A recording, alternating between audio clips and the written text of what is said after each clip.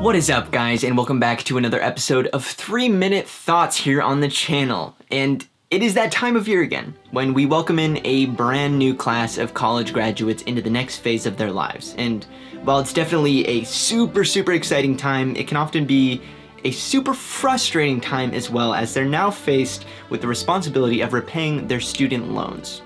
You see, just under 70% of American graduates will leave college with thousands of dollars in student debts.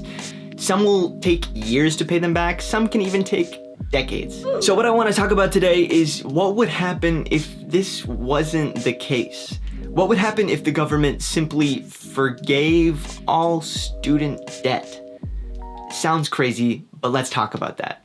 First, start the clock. This question is asked by a newly published research paper from the Levy Economic Institute of Bard College. But before I explain this paper's findings, first, let's give this some context.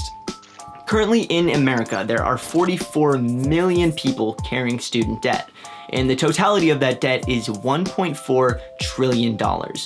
Now, if we were to break that down into two camps, 90% of that 1.4 trillion is owned by the United States government. Meanwhile, the remaining 10% is held by banks and private corporations.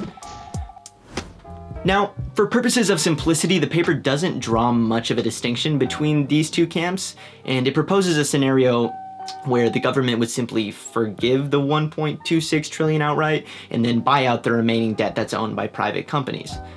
Now, here's what they say would happen.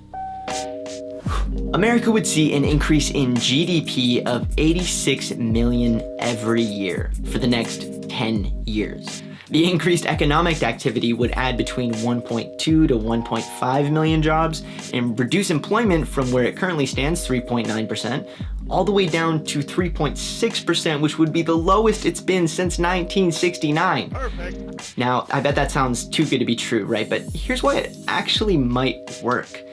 When you have 44 million Americans carrying student debt, that's 44 million people making monthly payments and thousands of dollars stripped out of local economies.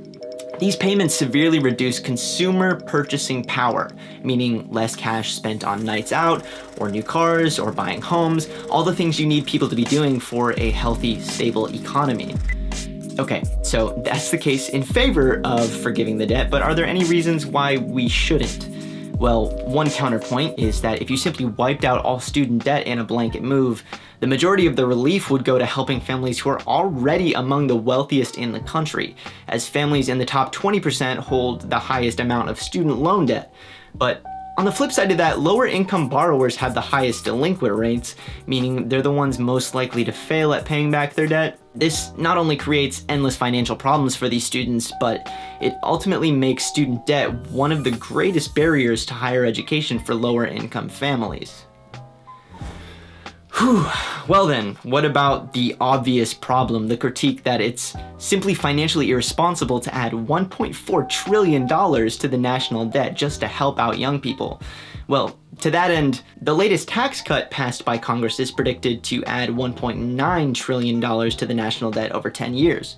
So it seems like it's not so much a matter of financial responsibility as it is priorities preventing a policy like this going through. I would love to hear your guys' thoughts in the comments below, but before that, stop the clock.